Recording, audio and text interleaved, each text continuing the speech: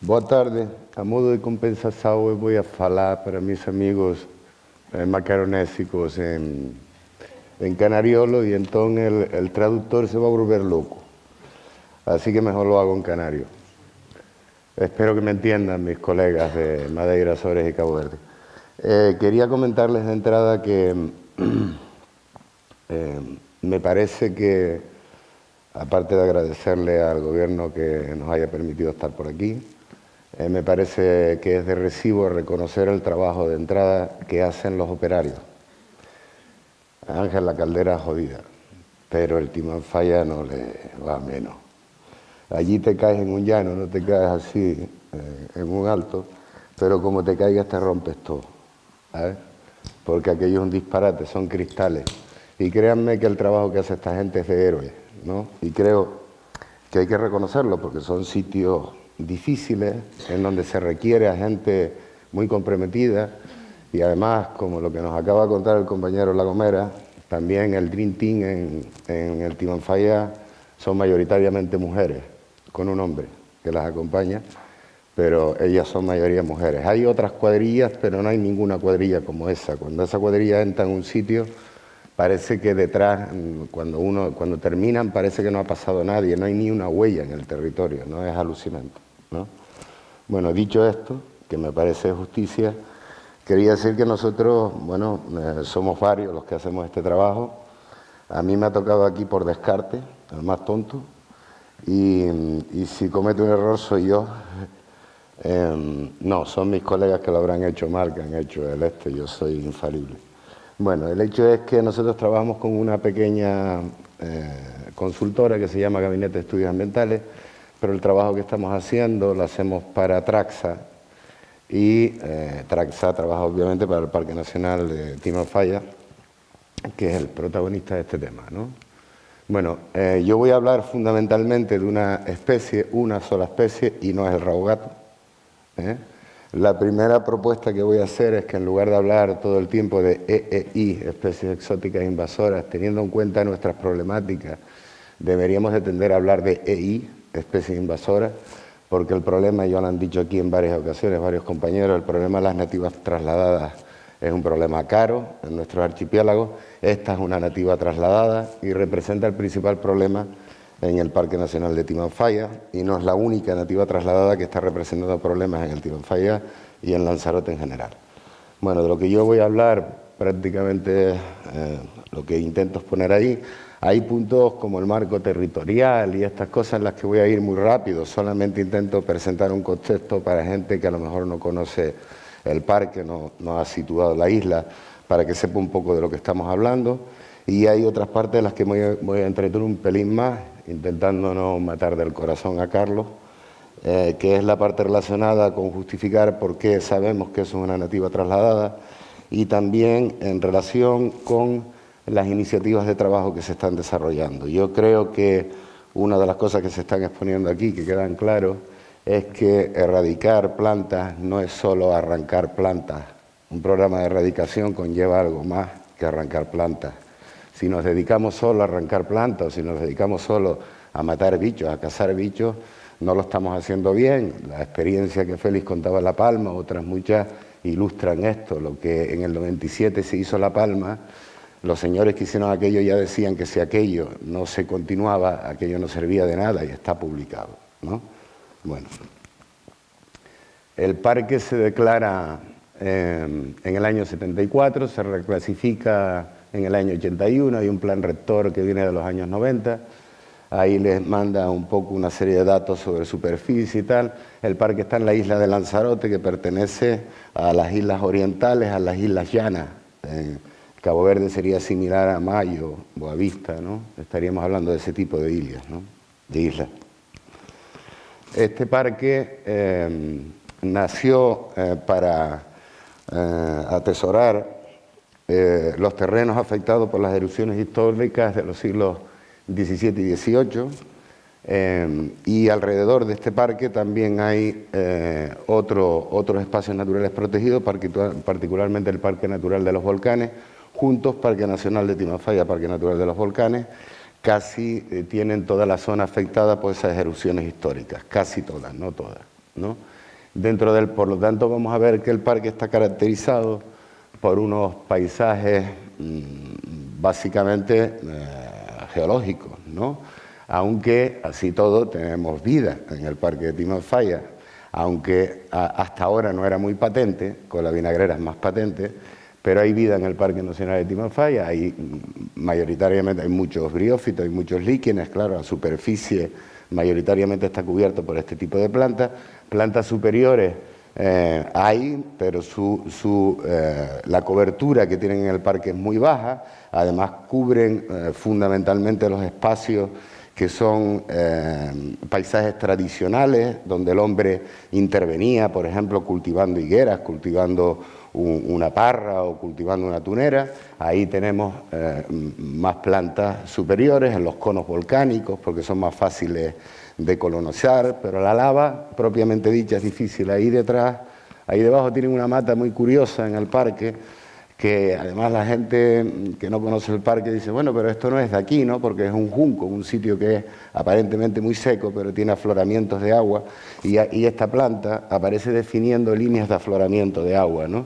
Esta planta es un elemento que caracteriza el paisaje del Timanfaya, un elemento crucial que define el paisaje, esas alineaciones, ¿no?, en esos afloramientos, y se llenan absolutamente alrededor de vinagreras, no solo estas plantas, sino otras muchas. Se produce una competencia biológica y a veces se produce un desplazamiento de estas plantas propias del parque por plantas invasoras como la vinagrera. El conjunto de plantas invasoras que tenemos en el parque son estas.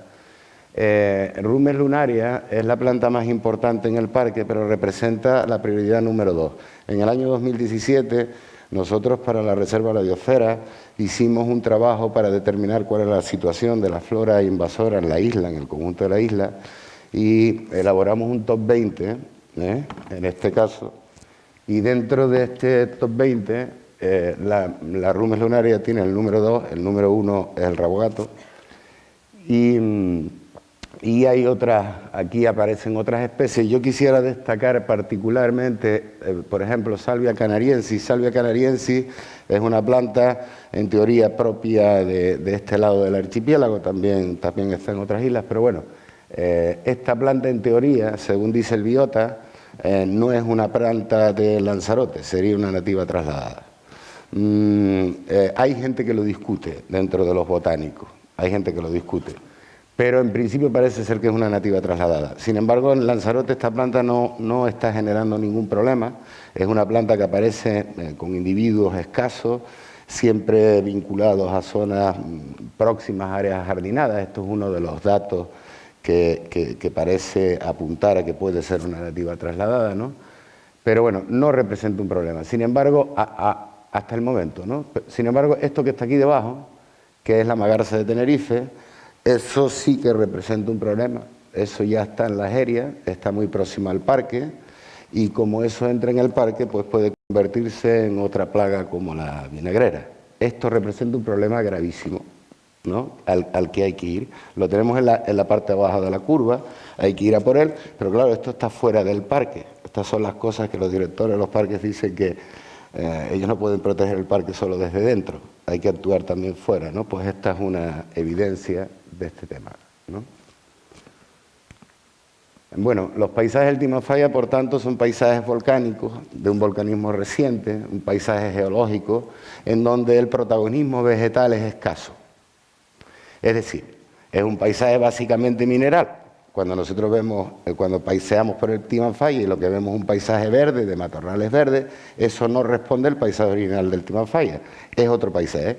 Sin embargo, hay toda una generación de conejeros que están viendo un Timanfaya verde y su imagen del paisaje del Timanfaya está cambiando, está evolucionando, ¿no? Y hay que preocuparse por eso. Bueno, la calcosa Rumen lunaria es una planta muy cojonuda cuando uno la estudia. Pues, por ejemplo, esta es una planta, como decía, que es endémica de las islas occidentales. Sin embargo, en Lanzarote y Fuerteventura en principio no estaba, ¿no? Es una planta que, por ejemplo, nosotros en las islas occidentales la utilizamos profusamente. Para mí es una planta de una enorme utilidad, por ejemplo, para repoblar taludes en bordes de carretera, para frenar sitios afectados por la erosión. Es una planta que muy prolífica, que se planta directamente de semilla con mucha facilidad. Es decir, todas esas ventajas que tiene como planta invasora también las podemos utilizar como planta para ayudarnos en otras circunstancias. Por ejemplo, desde mi punto de vista puede ser un elemento interesante para luchar contra los cañaverales en La Gomera, ¿no? En los fondos de barranco, en las partes más cálidas del fondo de barranco, claro, no donde están las saucedas. Bueno, como decía, el biota señala que Rumex lunaria es una planta introducida en Lanzarote, esa es una referencia ya que tenemos, pero cuando estamos hablando de nativas trasladadas, las referencias que necesitamos tienen que ser muy potentes. Necesitamos tener una garantía absoluta de que estamos tratando con una planta que es lo que es y no es lo que no es. Porque si no, hay gente que te puede estar, de hecho lo dicen, hay gente que te dice que si tú lo que estás haciendo no es frenar la evolución natural del territorio en un paisaje volcánico, es decir, ese paisaje volcánico algún día tendrá que evolucionar a un paisaje vegetal y ustedes no están frenando esa evolución vegetal, ustedes no quieren mantener un paisaje mineral a toda costa, al fin y al cabo esto no es una planta canaria, estos son los argumentos que están por ahí, ¿no? Incluso hay gente que dice que como se da tan bien, pues tiene que ser una planta de Lanzarote, con ese argumento, ¿no? Entonces, pues bueno, nosotros hemos ido a buscar argumentos algo más potentes. Güell y Berthelot, que recorrieron las islas orientales, no la citan en sus herborizaciones, tampoco la cita Carol Boll. Carol Boll es un tipo que recorre las orientales y todos los islotes, y es un tío especialmente concienzudo para la época, ¿no? Es un tipo que lo que no aparece ahí te puedes fiar bastante de este señor, ¿no? A este le pagaban por venir aquí, le pagaba... Ay, ahora no me sale, me saldrá. Bueno, también vienen Chris, Björn Müller, Peter, Lineker, Burchard, es decir, un montón de tíos que pasan por aquí, señores botánicos, y nadie cita esta planta, ¿no? La primera referencia aparece en 1970 por Sandin. Y este hombre habla de que la planta está en unas zonas y habla de que la planta está naturalizada. O sea, ya él dice que la planta no es de allí. La planta parece, bueno, pues que se escapa de donde la han cultivado, pero ya la considera naturalizada, ¿no? Kunkel la cita también para la zona de Aría, siempre estamos hablando del norte de Lanzarote, el norte de Lanzarote, pero él también dice que es una planta que es cultivada como forrajera, es otra referencia, ¿no? Este señor que aparece aquí, Alfredo Reyes, hace la tesis de la isla de Lanzarote, probablemente es el hombre que hace el esfuerzo más serio que se ha hecho sobre la flora de Lanzarote, y este hombre también destaca el carácter introducido en la isla de la vinagrera, citándola además en un sitio muy raro, en Montaña Amarilla, en La Graciosa, la hemos ido a buscar allí, esa cita no ha aparecido nunca más. Sin embargo, sí que está en algunas huertas de La Graciosa, porque alguien se la llevó allí para dársela a una cabra y la plantó. En La Graciosa, sin embargo, la capacidad de expansión que tiene esa planta es mínima. Las plantas son peligrosas donde no son, no son. Entonces, en La Graciosa, por ejemplo, es una planta que tiene una capacidad de expansión muy baja.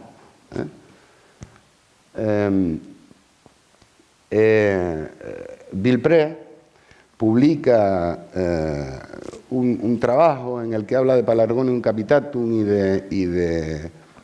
y de la vinagrera, hablando también cita nicotiana, pero bueno, fundamentalmente estas dos hablando de las invasoras del Parque Nacional.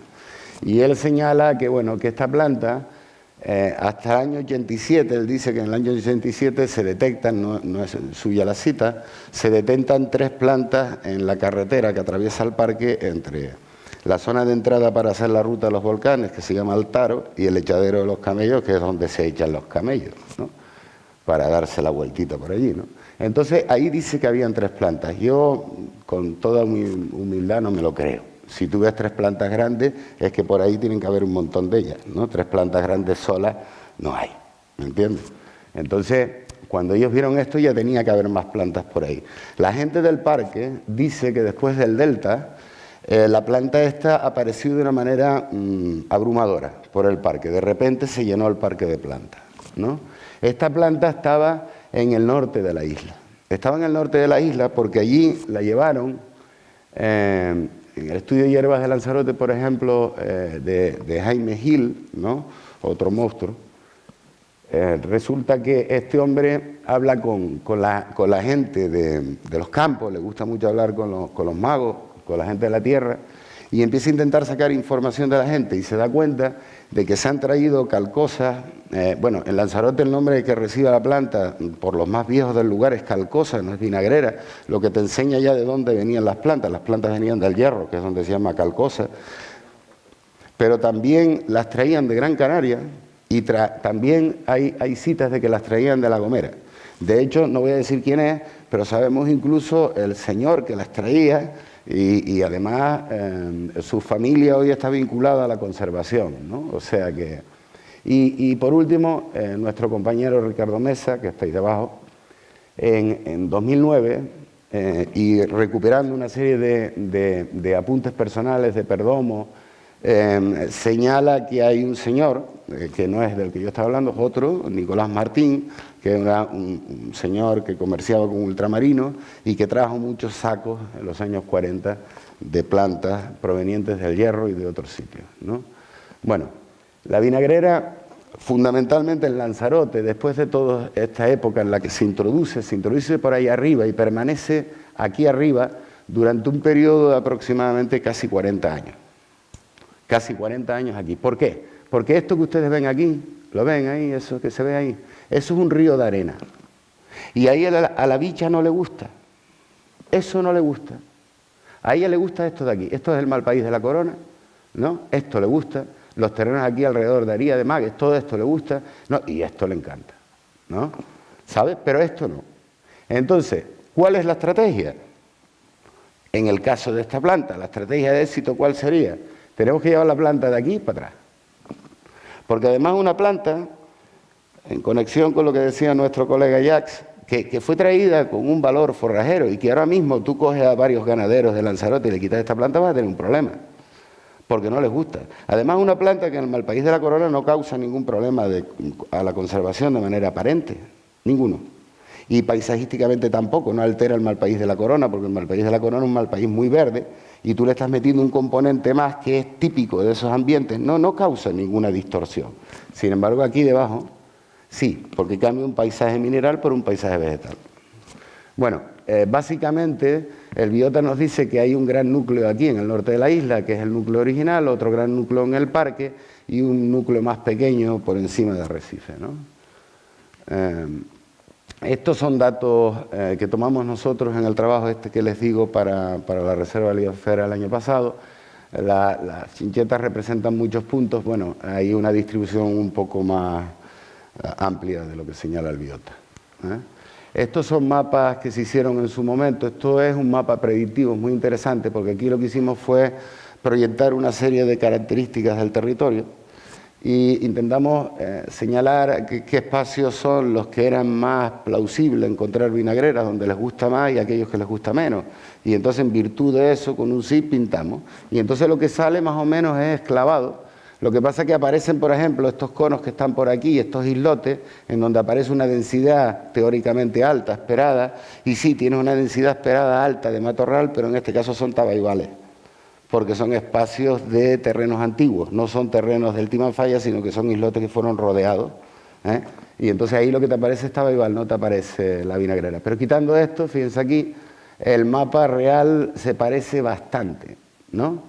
En el mapa real nos concentramos en las zonas más factibles de entrar en este parque, porque créanme, este parque caminarlo tiene tela, ¿no? En la Caldera también me consta, pero esto es mucho, ¿no? Bueno, estos son datos relacionados con los trabajos de erradicación que se han venido haciendo históricamente en el Timanfaya. Como ven, hay datos, hay referencias, se empezó a las primeras campañas de erradicación. Los datos que tenemos son aproximadamente del año 93. Aproximadamente se tardó entre 6 y 7 años desde que se dice que se detectan esos 3 primeros ejemplares en el 87 hasta que se empiezan los trabajos. Siempre surge una pregunta, ¿por qué, no? Bueno, pues porque en el consejo de la Junta Rectora del Parque, no sé, cuando se reunieron, alguien de la Junta planteó que había que preguntarse si aquello no pudiera ser un proceso natural, ¿no? Y entonces tenía que hacer determinados estudios, análisis, no sé, ¿no? Bueno, el hecho es que quizás se tardó un poco con esos análisis y estudios. Cuando terminaron y empezó a hacerse los trabajos de erradicación, ya la planta estaba bastante extendida por el parque, ¿no? Esto es la ruta de los volcanes, que es la zona esa en la que cuando visitas el parque dejas tu coche, te llevan en una guaguita, ¿no? Yo tengo la suerte de entrar todos los meses sin guaguita, no les quiero decir lo que significa eso, ¿no? Bueno, pues esto es un mapa que hicimos de gestión. Y todo lo que vamos a hablar, todos los trabajos que nosotros hemos hecho de estudio, un poco como apunta el compañero que estuvo antes hablando de La Gomera, las iniciativas de estudio de las que nosotros estamos hablando son siempre vinculadas con la gestión. Es decir, aquí nadie estudia biología por estudiar biología, sino que tú intentas pelearte con la planta, intentas analizar la planta, a ver cómo puedes luchar con ella. Bueno, pues esto es un mapa en el que se representan densidades y tamaño de individuos. ¿Por qué? Porque esto para la gestión es vital. Te permite calcular unidades de esfuerzo, saber dónde tienes que invertir más tiempo, más personal, ¿no? Bueno, hasta el año 2016, que es cuando nosotros nos incorporamos en este programa, ya se venían realizando una serie de trabajos, ¿no? Particularmente estas cosas que se ponen aquí, ¿no? Y de estos trabajos que se venían haciendo, se fueron sacando una serie de conclusiones. Aparte de esto, cuando llegamos en el 16 se aumentó el número de estudios que se estaban haciendo, por ejemplo, particularmente en la instalación y monitoreo de parcelas, se añadieron un montón de parcelas distintas que señalo ahí, como seguimiento de rebrote e inflorescencias. Por ejemplo, esto implica que todos los meses 180 individuos se les cortan las inflorescencias una a una. Claro, eso implica un grado de control máximo sobre esas plantas y te permite aprender mucho, como veremos ahora, pero es un trabajo tedioso, duro y poco agradecido, ¿no? Excepto con el tiempo, con la acumulación de datos, ¿no? También se toman datos de dinámica poblacional, también hacemos control de tratamientos, porque esta planta hay que tratarla con herbicidas. Estas plantas en un paisaje volcánico rocoso como este tú no las puedes arrancar, alterarías todo el sustrato, lo reventarías todo, necesitas herbicidas que se hacen con un tratamiento local mínimo al corte, fresco. Bueno, en fin, una serie de parcelas de seguimiento para intentar conocer cómo pelearnos mejor con la especie, ¿no? Vamos a empezar. Lo que me gustaría destacar de todos estos trabajos, lo que tiene sentido de estos trabajos es qué aprendemos de ellos y qué conclusiones sacamos para que reviertan en el programa de erradicación, ¿no? Y yo quiero señalar algunas cuestiones que ya hemos conseguido. A mí me parece que una cuestión crucial cuando tienes que tratar con herbicidas es que tú tienes que tener un control absoluto de ese tratamiento.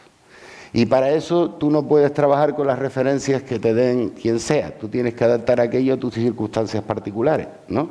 Generalmente, además, te encuentras con unas referencias de libros y con otras referencias que vienen en manuales y las que vienen en la etiqueta, ¿no? Y entonces tú partes de ahí. Pero si te fías de eso y no comes, estás fatal, ¿no? Entonces tú tienes que coger aquello, hacer unas parcelas testigos y testar. Nosotros, por ejemplo, intentamos con esas parcelas testigos pues garantizar la eficacia de los tratamientos, o sea, garantizar que las dosificaciones que estamos aplicando y la forma de aplicar son las correctas y hay un éxito del 100%. No nos podemos permitir que haya un 1% de pérdida. Será por una mala aplicación.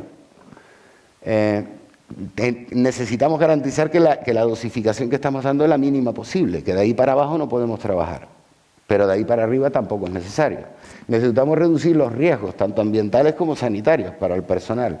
Y también necesitamos tener una batería. Esto es como en los hospitales con el tema de los antibióticos, ¿no? Nosotros hasta hace poco se trabajaba en el parque con glifosato. El Cabildo de Lanzarote decidió que no quiere glifosato en Lanzarote. Es su decisión. Nosotros tenemos que tener alternativas en la despensa, porque si no, ¿qué hacemos? ¿Interrumpir el programa? No se puede. Entonces nosotros tenemos que tener alternativas con diferentes venenos, porque si mañana el comercial resulta que cierra o la tienda que me trae el suministro no me llega, yo tengo que tener alternativas. El programa no se puede parar, hay que trabajar. Y entonces tenemos que estar contrastando productos continuamente. Por ejemplo, esto es una experiencia Se preparan cinco disoluciones de este producto, en este caso tricloprid. Ya se ha hablado de él para otras plantas, creo que los compañeros de Azores lo nombraron. Y en este caso, el fabricante te indica que tienes que trabajar al 16%. Vale, pues resulta que tú haces diluciones hasta el 1% y el 1% funciona, ¿no? Intentaré que sea así. Este es otro tema y yo creo que es en el que más se ha aprendido, y creo que esto es algo, además lo he visto expresado en muchas ponencias, y creo que este es un tema grave. Para mí, si no conseguimos herramientas potentes, no vamos a poder ganar estas luchas. Renunciar en muchos casos a los venenos en determinadas situaciones y con determinadas plantas, para mí es absurdo. A no ser que tengamos alternativas mejores, es absurdo. Y por otra parte, para mí el tratamiento de los residuos es vital. Es cierto que el residuo puede ser un elemento que puede favorecer la expansión de esa planta, pero si seguimos haciendo las cosas llevándonos los residuos a vertederos, estamos jodidos. No se pueden sacar toneladas de material del campo, es que no se puede. Yo no estoy de acuerdo con lo que dice la orden de 14, la orden del 2014 en relación con el penicetum. Yo creo que hay que buscar fórmulas para tratar las cosas en el sitio. De hecho, yo he visto aquí varias ponencias en las que lo que se está exponiendo en relación con el penicetum son cosas que no están exactamente en la orden. Se están haciendo las cosas de otras maneras. Y además me parece muy bien, porque se está aprendiendo. Si la orden te limita a un procedimiento cerrado, no podemos aprender. Y yo creo que la capacidad de aprender no se puede perder nunca, ¿no? Bueno, en el caso de los residuos de las vinagreras, nos encontramos con que cuando llegamos allí, los residuos se sacaban todos en bolsas del parque, todos, por toneladas. Y sin embargo, nosotros teníamos varios datos. Por ejemplo, sabíamos que los residuos, había un trabajo que se había hecho y se había detectado que las vinagreras tienen carácter alelopático. Esto significa que los hojarascas de vinagrera inhiben la germinación de otras especies, pero también de las propias vinagreras. La reflexión, ¿cuál fue? Pues si los residuos de la vinagrera, la hojarasca de la vinagrera, inhiben la germinación de la vinagrera, puede ser una herramienta para luchar contra la propia vinagrera. Entonces, ¿qué hicimos? Pues dejar los residuos en el sitio, picarlos. Los primeros que se alegraron fueron los operarios, nos besaron. Pero el resto del mundo se puso muy nervioso. Y nosotros tuvimos que hacer un seguimiento exhaustivo durante más de 2 años, llevamos ya, siguiendo los montículos a ver si pasa algo. Lo que ha pasado hasta ahora es que hay algunos bichitos más lagartos, es decir, hay bichitos, hay comida, vienen lagartos, vienen pájaros, pero en principio, desde el punto de vista de las invasoras, ha funcionado bien. Esa gestión in situ de los residuos ha llevado a multiplicar por 10 la eficiencia del programa. Y eso se nota mucho en el campo, ¿no?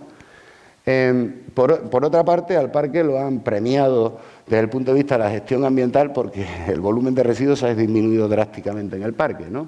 Esto es lo que se hacía antes, lo que hemos visto con varios casos que se han expuesto aquí, y esto es lo que se hace ahora, ¿no? Eso. Bueno, esto es el antes y el después, en un caso en el que se trata, esto es un sitio difícil, los conos volcánicos son de lo más difícil por la pendiente, por la inestabilidad del sustrato, es difícil trabajar. Otro trabajo que se ha aprovechado del estudio que se ha hecho, otras conclusiones que hemos sacado, es del análisis de la productividad. Por ejemplo, nosotros hemos averiguado que las plantas a partir de un determinado tamaño, cuando alcanzan 70, 80 centímetros, entran en crecimiento exponencial en producción de semillas. Esta planta, los libros dicen que pueden producir de 100 a 150.000 semillas, un tamaño medio. Para esto sirve cortar 180 plantas todos los meses. Esta planta puede producir más de 6,5 millones de semillas. Eso ya está constatado. No son 150.000, son 6,5 millones. ¿Qué sentido tiene ponerse a cortar la semilla y llevarse una bolsita que no represente ni el 0,1% de lo que hay en el banco de semillas del suelo? ¿Y cuánto tardo yo en hacer eso? Yo sí lo sé porque las corto todos los meses, es un disparate. De hecho, esa técnica de corte, lo voy a poner aquí, esta técnica de corte por inflorescencia se pensó en un momento para eliminar la capacidad productiva de las vinagreras. Se ha desechado porque es una técnica que desde el punto de vista de los operarios, del tiempo que te lleva, es inadmisible. Este es el último tema del que se ha sacado provecho.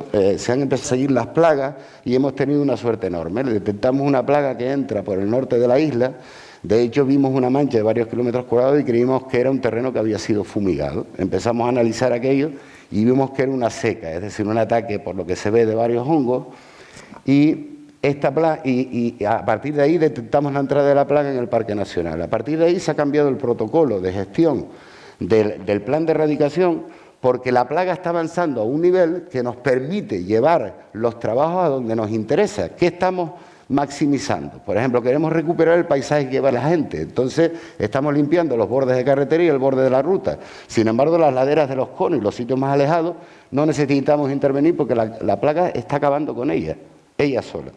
De hecho, el estudio de este tipo de esta plaga y de esta capacidad alelopática de las vinagreras se ha utilizado para que en el futuro hemos presentado una propuesta para desarrollar con fondos del gobierno y fondos de la propia Traxa un proyecto de control biológico para buscar agentes de control biológico que se llama Biocontrol EI. Todavía no hay financiación, pero aquí hay una colega, María, que ya ha tomado el testigo y está desarrollando su tesis en este tema, con lo cual esperemos que consigamos dinero para que la mujer pueda trabajar mejor, pero ya se está trabajando en este tema, ¿no?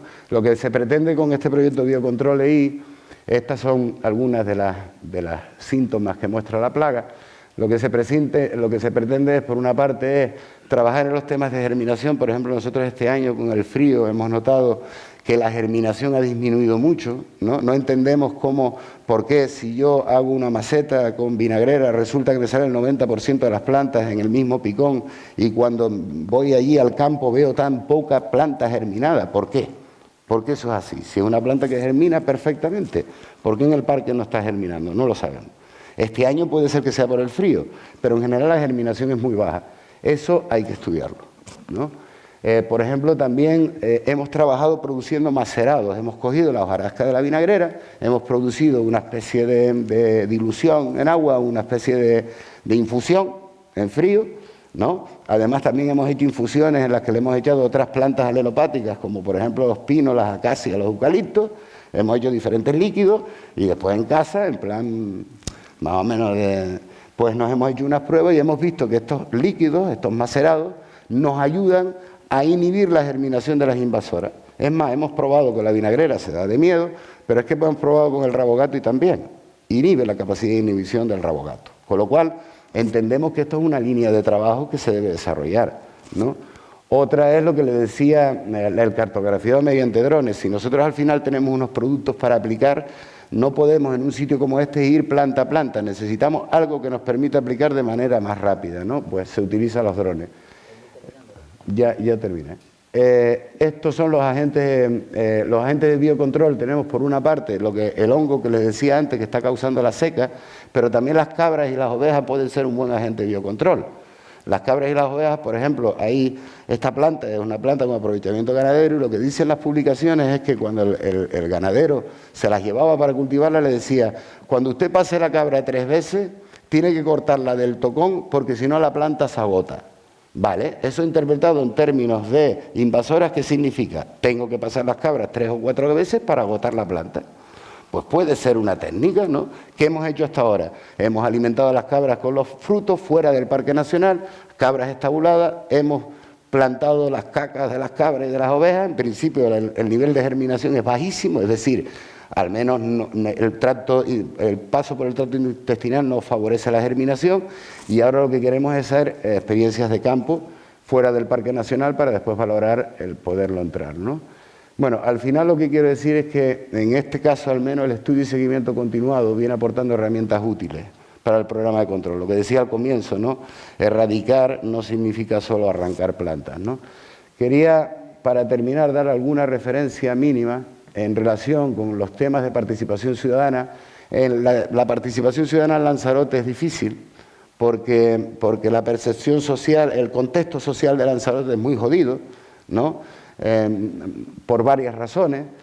Yo creo que es necesario introducir estos problemas en las escuelas y en las escuelas los elementos más fuertes para introducir estos problemas son las unidades didácticas. Hay experiencias en torno a esto, hay otras metodologías.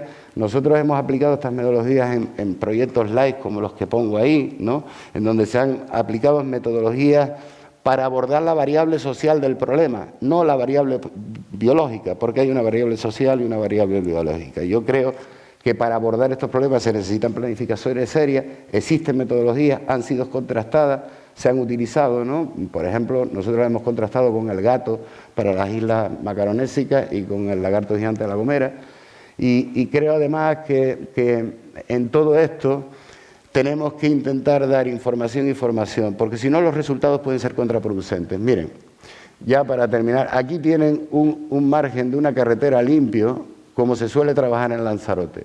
Y este es el margen de la carretera natural. Cuando tú haces esto, remueves todo el sustrato, alteras el suelo y por lo tanto cualquier planta invasora que esté en esta zona va a cubrirlo todo.